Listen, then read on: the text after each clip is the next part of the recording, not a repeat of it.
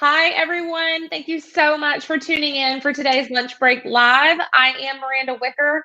I'm the social media director for the Conferences for Women, and I am here today with Megan Brandenberger, senior recruiter for Experience Talent Acquisition with Liberty Mutual. So, hi, Megan. Thank you for being with us today. Hey, Miranda. Thank you for the warm welcome. I'm thrilled to represent Liberty here at the Texas Conference for Women. And I've been with our organization for about 9 years now in Talent Ac, working on claims roles and sales roles. And certainly, excited to work for a company where we really develop our people. And hopefully some of the advice I get to share, you guys can use for your own personal and professional development today. For sure. And it's, I've looked at the questions, so I am very excited to hear what you're going to have to tell us today. So yesterday and today, and in yesterday's keynote, Melinda Gates said that times of crisis are also times of opportunity. So wherever you find yourself in a job search or a career change right now, we're here today to help you make the most of those opportunities. And that's, I think, so important to continue what we heard yesterday, all of the inspirational messaging of right now, people may find themselves in a lot of uncertainty.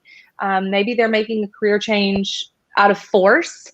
Maybe they feel like this pandemic has been a catalyst to make that career change that they've always wanted to make. So I'm very excited to bring this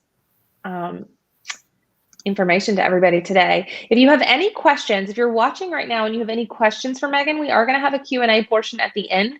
So please drop those in the chat box, and then we will be sure to get those to Megan toward the end of our conversation. So that way we can make sure that we answer your questions, because they may be different from the ones that we've prepared for you today. Okay, now let's get started.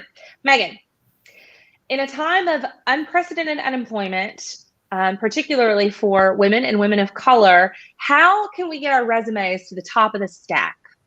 Yeah, when I saw that question, I got really excited because, people do need help navigating when they're applying to roles, and maybe, hundreds upon hundreds of other applicants have their application out there as well.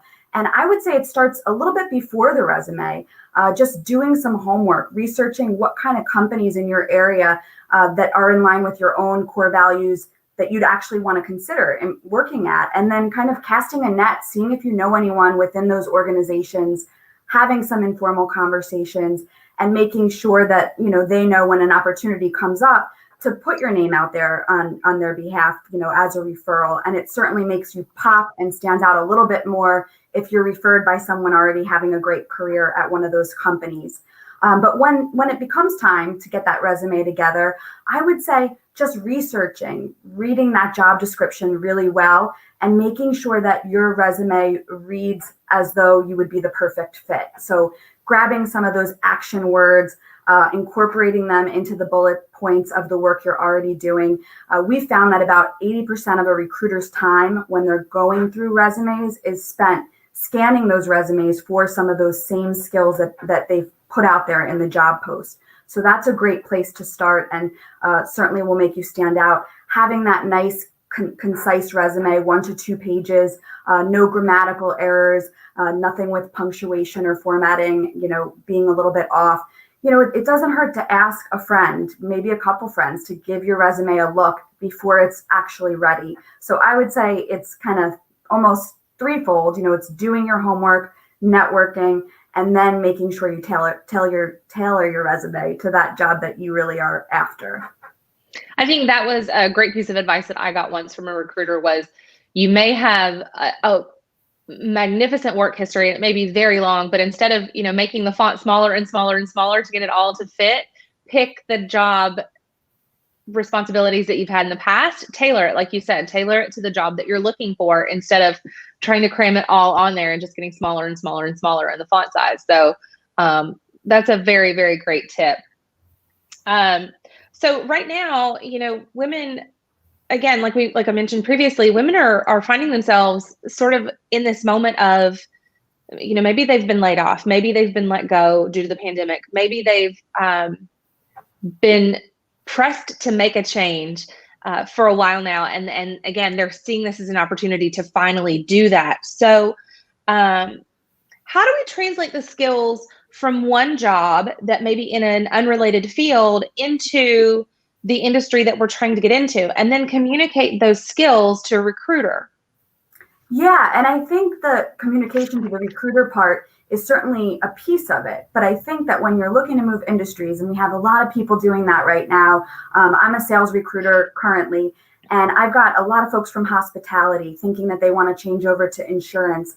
I would say someone that jumps off the page, maybe they proactively went out and took some informal insurance certifications, maybe even got their property and casualty license.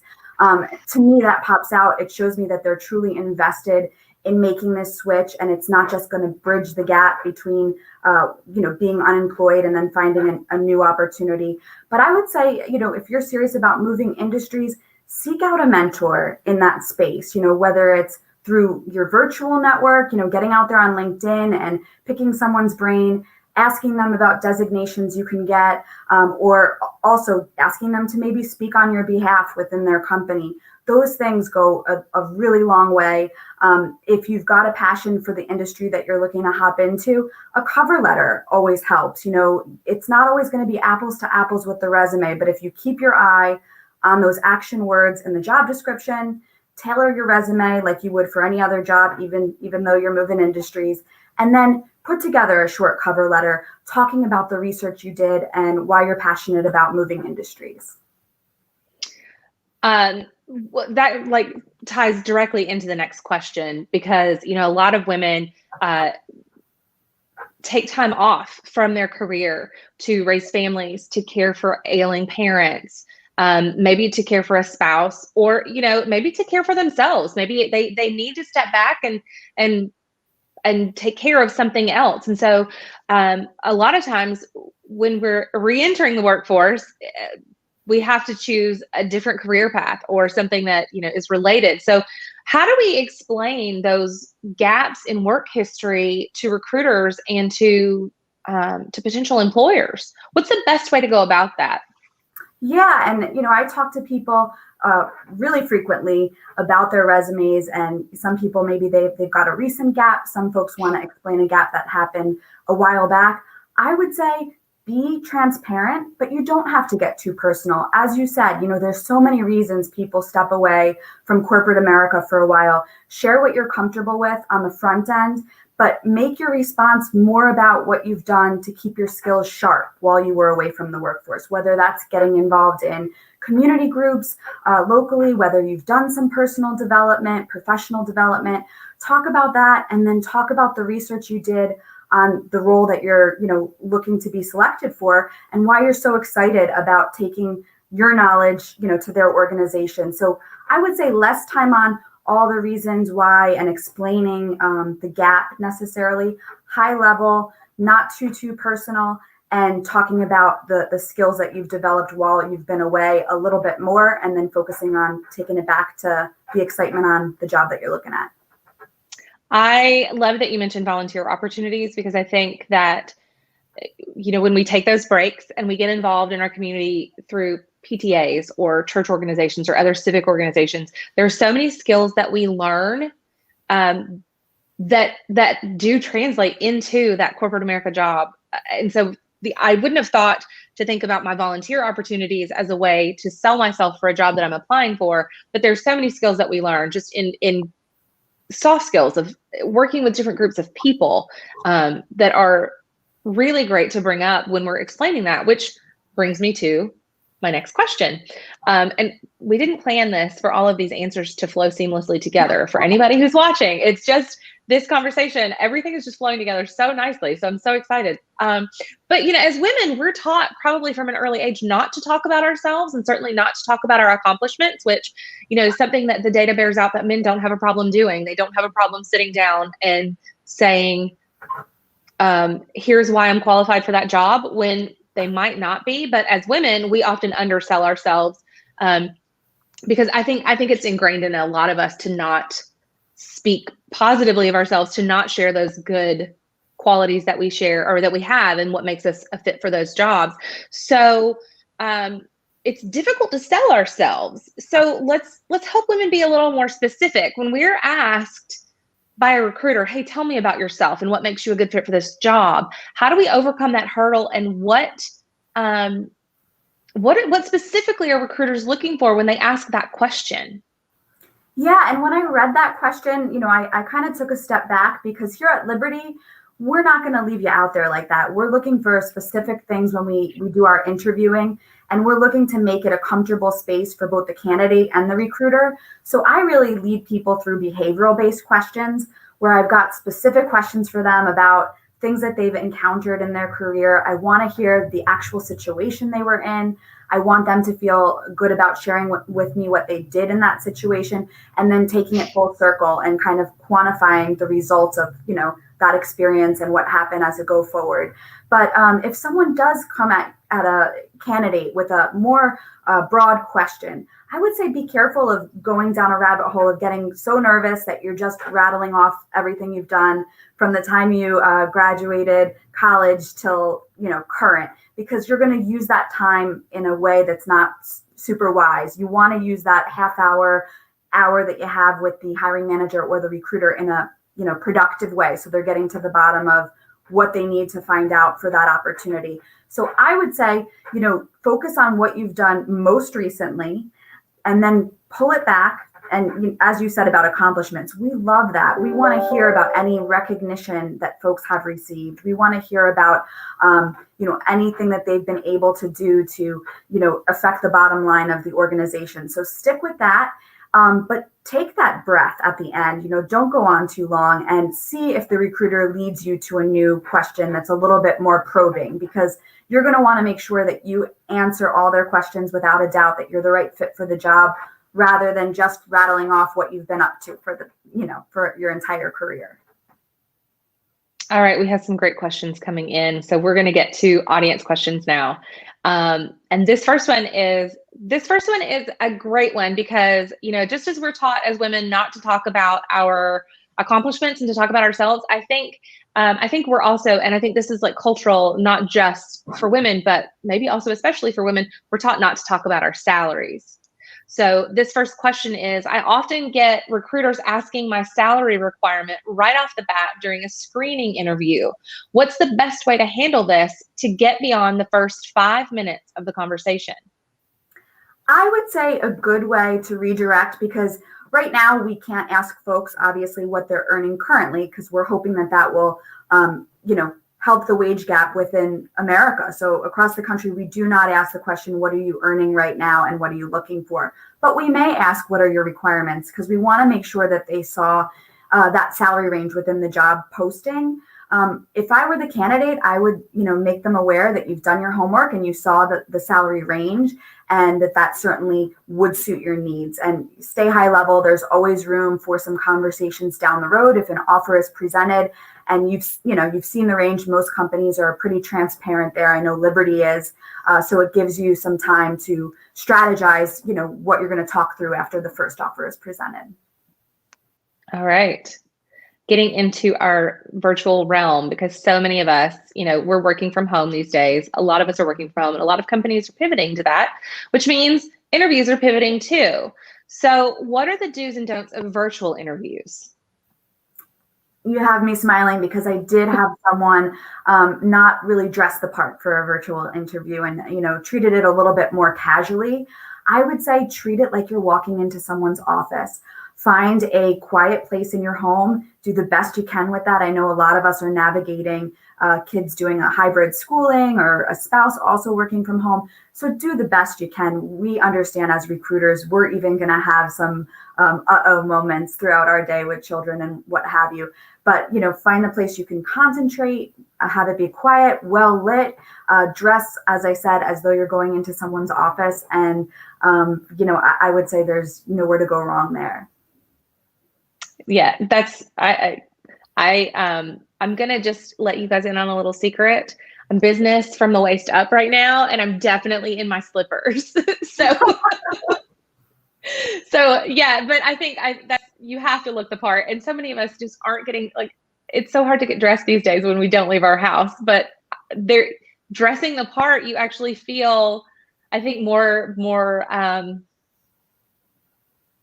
engaged in the conversation that you're having, more like you're taking it seriously because you've taken the time to spend on yourself to get prepared for it. So yeah, for sure, definitely. And Miranda, you just had me think of something, when you're on these Zoom calls and you're, as you said, a little bit nervous for it, make sure that you're asking your recruiter, if you had a phone interview as a first step, and when they close out, if they don't mention what the next interview will look like, ask some questions. Just say, hey, I want to be ready for this. I want to have enough time to prepare. Will it be on video, or will your manager be calling me? Hopefully recruiters are proactively sharing that with you, but I know it can be so uncomfortable if the hiring manager shows up expecting a video, you're not ready for it, but you want to do the right thing. So you pop that camera on and it just shakes you the whole time. You're worried about, oh my goodness, are they looking at the top I chose to wear? Are they looking at my background? So ask a lot of questions on the front end, if they're not proactive in sharing it with you. That is a great tip, because I would not have thought to ask, are we going to talk on the phone or is this on video? So yeah, absolutely. Be prepared. And, that's just another level of doing your homework. All right. What is the best way of finding recruiters for different industries? I'm trying to pivot careers, and all the recruiters I know focus on the industry I'm pivoting away from. Yeah, I think you're talking about maybe third-party recruiters who kind of specialize and will help you find that niche within the industry. I don't know, as you said, a lot of the third-party firms are more specialized firms. I would say go a different route entirely. Be an advocate for yourself with people that work at the companies you want to work at. And, if you join some groups, maybe some industry groups, and get to know people, through some virtual events, you can ask them some things you can do to get noticed. I mentioned those designations or some continuing education in that space. Don't be afraid to take a lateral move, and make that clear that that would work for you. Sometimes you might have to go back and, financially, some people can do that and some cannot. Decide if you're someone who would be willing to go back for, just the long-term gain in that industry. So at last year, well, gosh, it wasn't even last year. I think it was just this February, we heard Ashton Applewhite talk about age bias in the workforce, in hiring. So this next question is pretty important because, when we talk about those women who leave the workforce to care for children and they're coming back into the workforce, they're often competing against people who are maybe 10, 15 years their junior. So does age play a part in being hired? But how should a 35-plus-year-old woman handle a job search? So as a 40-plus-year-old woman, I will say I would handle it the same way as my younger peers and colleagues. I don't think it comes into play. I wouldn't, if you feel as though your resume is too busy because you've been in a lot of different spaces since you have had so many years in the workforce, keep it to the most recent 10 years and really focus on the accomplishments there. If you're worried about that age bias, which I don't think folks should worry about, but then again, I'm with a Fortune 100 company and we just have our eye on all kinds of things like that all the time. So that's not a space we're in. You don't have to put dates on everything. Some folks remove dates. But I would say for myself, if I was going out there, my resume would have the dates. I would keep it to my relevant current experience. I wouldn't go all the way back to right after I graduated, just because it can become too busy. But I think all these tips I'm offering today would help someone like myself the same way that they would help someone right out of school. And so when we take that career break, what's the best advice when we're hoping to get back into the workforce? Or if you're preparing, maybe that you're taking a career break to raise a child, to be home with an aging parent, and you don't know how long that's going to last. So how do you prepare when you're taking that career break to enter? I think we've covered a little bit of that, but if there are specifics, then we'd love to hear them. I know here at Liberty, we're hoping to put a program into place where we can offer per diem work to folks that are taking that step back but want to keep their skills sharp. I'm sure other organizations do similar things where maybe there's some project work available while you're out, where you can't necessarily even come back part-time, but you can commit to doing a bit of project work on an hourly basis in the industry you're in, whether it's with the current company you were with or whether it's with a brand new company. So looking for things like that to keep yourself, busy and carving out some time each week to do things like that, just to keep your skills sharp. It doesn't have to be that formal, though. It can be through community involvement, depending on what your background is, making sure that you stay current in the space, networking, doing a little bit of volunteering, and then also if you can mix in a little bit of contract per diem work on an hourly basis, it's great. All right, we have time for just a few more questions. So here comes our next one. That I think is really, I think it's all over the place and pretty interesting. How important are cover letters? I know that I struggled in job searches. The cover letter is almost the hardest thing for me ever to write. But is there a current format? How important are those cover letters? And what is the best format for resumes for today's job market? So for me as a recruiter, I would say a cover letter really only comes into play as I evaluate candidates if there is something that they're looking to explain, whether it's a gap in employment and they do what I said, when you get the conversation, keep it pretty transparent but high level, and all of that. Use the same advice when you're putting the cover letter together and focus in on what you've done to stay busy, and then also your excitement about the opportunity. Same with someone who's maybe making a move across the country. If you apply for a role in the state that you're moving to, but there's no cover letter, it's confusing for the recruiter whether you're looking for a relocation package or whether you're maybe a trailing spouse. So you'll want a cover letter to talk a little bit more about that. But I would say if it's apples to apples experience, the cover letter is not necessarily something that's always looked at if you've got that apples to apples experience. And I know there was a second part to this, Miranda. What were you gonna? But I'm missing. Is there a particular format for resumes that's better for today's job market? Yeah, I wouldn't say that one format is looked at as better than the next. Just keep it clean, make sure that just the formatting in general looks good. If you are downloading one of those templates to work with, there's no harm in that. It's a great place to start if you don't know how to put it together yourself, but make sure you clean it up. Don't leave those boxes, enter job title here and what have you. I think I mentioned before, but have a friend look things over. Microsoft and, the different programs pick up on spelling errors, but it's not going to catch, mistakes in grammar, mistakes in punctuation, or those formatting challenges where you might have left something not filled in. But you can always go online and find a lot of tools for resumes, and I wouldn't say one approach is better than the other. All right.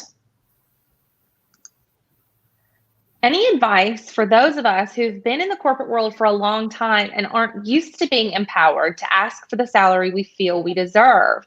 How can we be confident when we're asked for, and the question cuts off, but I guess when they're asked for the salary requirements, or when you're in that negotiating moment in an review, not an interview, what do you do when you don't feel empowered, but you should be asking for more? Yeah, I think a good thing to do to boost your confidence in that arena would be to do some research. What are similar people in those kind of roles being paid across the country, and specifically in your market, right? So you can look for things like that on Google. The internet is our friend. You can see what organizations are paying for those types of jobs.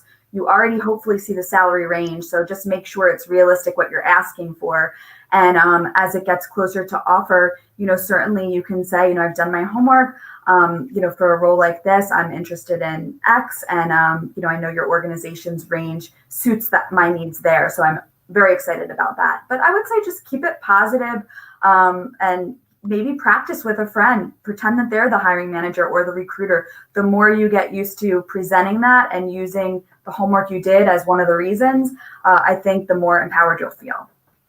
So that is going to lead. This conversation is just very kismet. What are your thoughts on participating in interviews to practice, even if you probably won't take the job if you get it? Or, I guess this is too, if that you're that you're not fully qualified for the job, but you still want the practice experience. Yeah. What are your thoughts on practicing in interviews? I think there's a couple of ways to go about it. I like talking to candidates who might not be all the way in on my job, right? So I'm sharing with them the position. I'm trying to make sure it's a great fit for them, and vice versa. I never feel offended or like I wasted my time. If halfway through the candidate says, gosh, Megan, it's been great meeting you. Your company sounds wonderful. This doesn't sound like it's for me. I'm so sorry I wasted your time. To me, somebody might be coming from a different space, be really talented, and they're looking to have that passive conversation. So if you at least have an interest, go for it. Have the conversation. You don't have to be all in. You can, come clean midway if you realize it's not a great fit. But if you're truly just practicing and you're not ready to make a move, I think most folks, managers, are, receptive to developing them. I know I'm used to that here at Liberty, but hopefully other big companies do that as well. And I'm sure they'd be happy to work with you and do some mock interviewing and putting that on your development plan. I hope I answered that. But if you're passive, that's one thing. If you're at least receptive to the role, take the appointment. If you know for sure it's not for you, I wouldn't waste the recruiter's time. But if you're interested in hearing more and, it doesn't become the best fit, I think it's good for both individuals to have the conversation. So we talked a lot about re-entering the workforce after taking a break, but what about when you need to come out of retirement to return to the workforce? What are your tips for that? I think it's similar. I think you stay high level. I don't think you need to offer all of your personal business to the recruiter as to why you're going to come out of retirement. Think about what you're comfortable with sharing.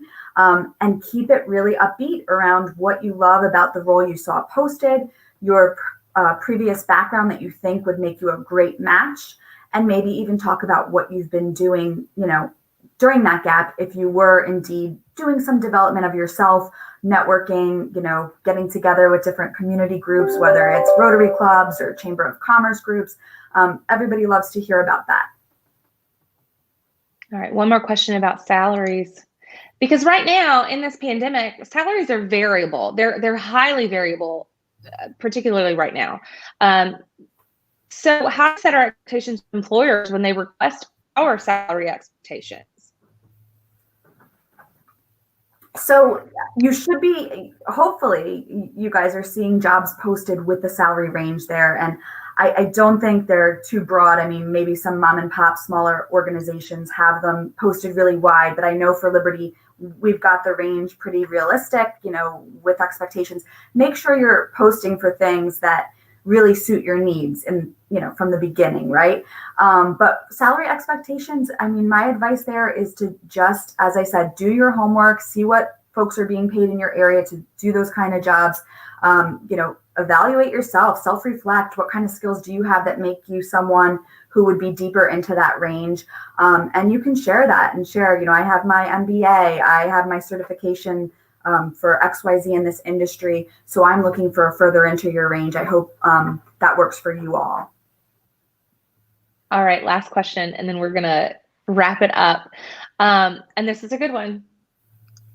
What question can you ask at the end of an interview that would be really impactful? You want to leave a mark. You want to be remembered in that interview. So what questions should we be asking? We've talked a lot about the questions that we are asked and how to answer those, but what question can we ask that really leaves a mark on the recruiter? I think throughout the interview, not just at the end, if I can tell that a candidate's done their homework, and has some things to share about Liberty Mutual in general that they want to ask me about, I think that's great. That leaves an impression that you thoroughly prepared for the interview. But at the end, you certainly, the recruiter should be proactive with this. But if you get there first, you ask what the expected timeline is on filling this job, whether they have any reservations about you being a good fit or top candidate, and any further questions for you. That kind of sells it that you're looking to be that individual that's selected. And then, maybe asking just those questions about, I'm very excited for the next step. Megan, what can I expect when I meet with your hiring manager? Will the interview be similar, or will he be looking for, additional information from me? Almost selling yourself that you're definitely getting that next level appointment before you even know. Well, I think the beautiful thing about that is that it's sort of this, you're manifesting yourself into the role in saying that, in coming at it with a positive attitude of, when I meet with your hiring manager versus if I meet with your hiring manager. There's definitely a confidence factor that I think makes people stand out in those Q&A, those pivotal moments of it shows that you want it. You know, you're manifesting that you're already in the role. So I love that. I love that. When, not if. That's it for today, guys. You were a lovely audience. You asked so many thought-provoking questions, and Megan, you were fabulous. Thank you for taking your time to talk with us today and answer some of these burning questions that our attendees have for recruiters and for job searching and putting themselves back out there. I want to thank Liberty Mutual for sponsoring the Texas Conference for Women and for being a part of our organization. So thank you. Thank you for being here.